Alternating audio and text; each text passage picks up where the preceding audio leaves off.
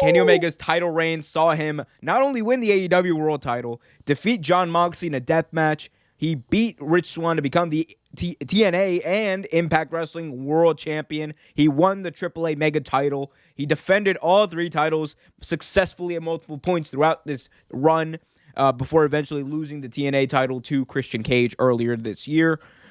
What a run it has been with Kenny Omega at the top. Trevor, Yeah, man.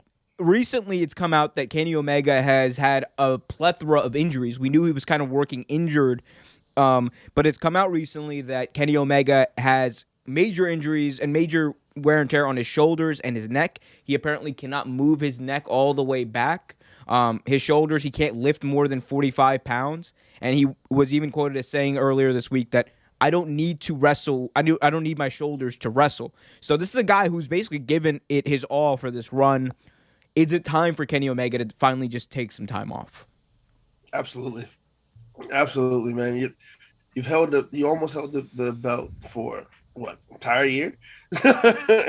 Like, dude, take some rest, man. Take some time off. You don't want to end your career early. Like, you're still young. You still got a lot more in you. To take your time off, man. Like, I mean, you had a great run. He had become one of the most annoying heels possible. It was so much fun to watch. Kenny Omega heel is probably the most entertaining thing I've ever seen in my life. I love Kenny Omega heel. It's hilarious.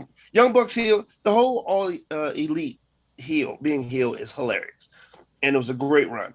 But even Kings need to take some rest off. So I think it's time for them to take a rest.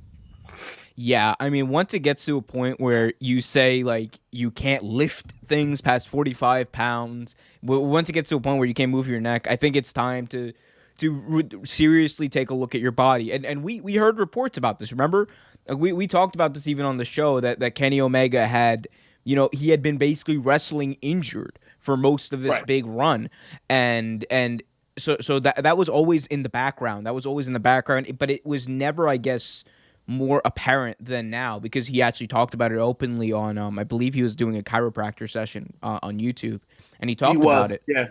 And like as someone who's a fan of Kenny Omega, man, like you love to see what he's accomplished over the past year, and we'll get to our thoughts on the belt collector Kenny Omega in a second. But at the same time, you got to think, like, man, was it worth like everything he probably put his body through, having these legendary matches with the likes of Bryan Danielson, Christian Cage, Rich Swann, Adam Page?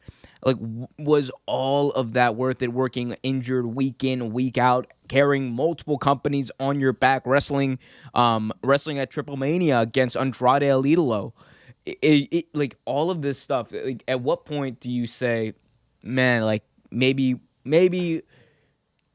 I don't know. That's for Kenny Omega to decide, I guess, for whether or not it was worth it for him. I'm sure if you asked him, he would do it 1,000 times over again.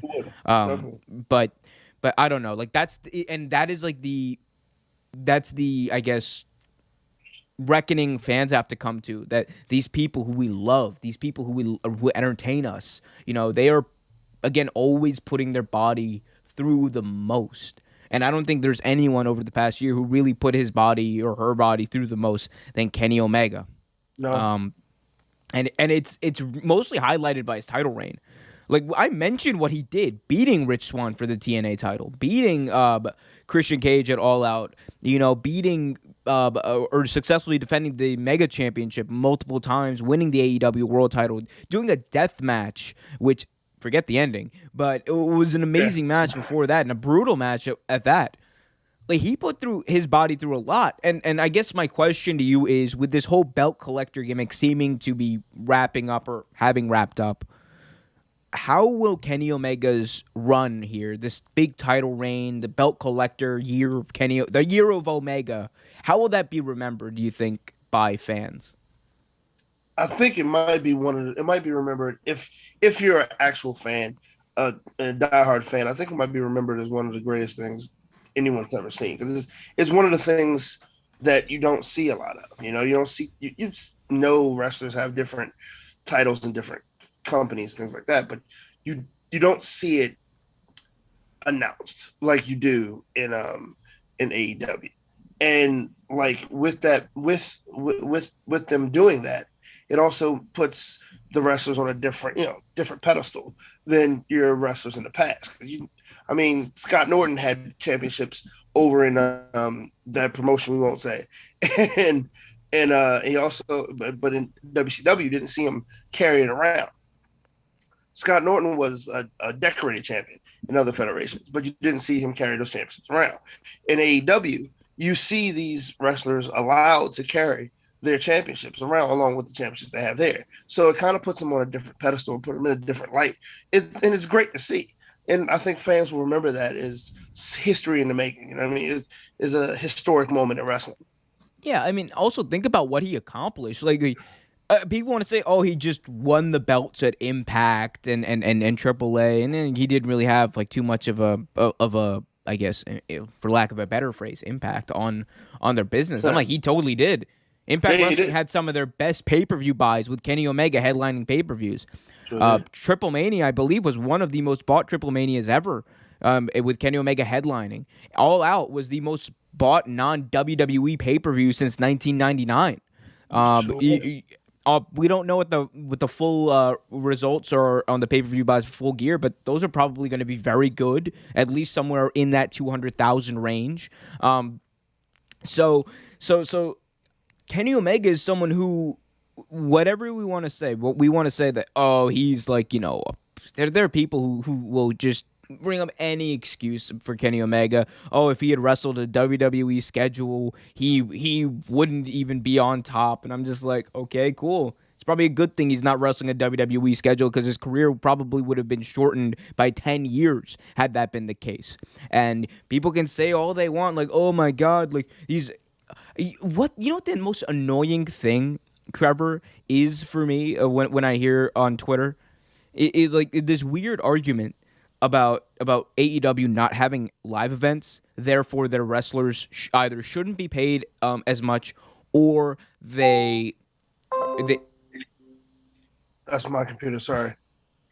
damn it, Trevor, ruining the whole recording. It's either AEW, but AEW doesn't have live events, so the wrestlers don't work hard enough, or the wrestlers, shouldn't be paid as much. And I'm like, dude, what does that have to do with anything? No one shows up to WWE live events. They're losing money.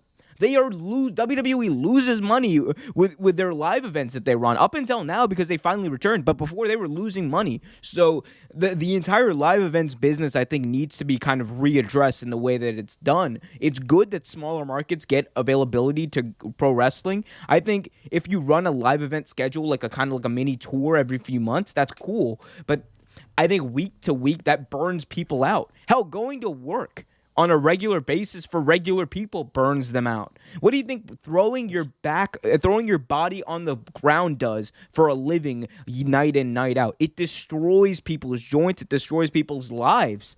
And people aren't able to wrestle until they're 50 years old, like Christian Cage is doing.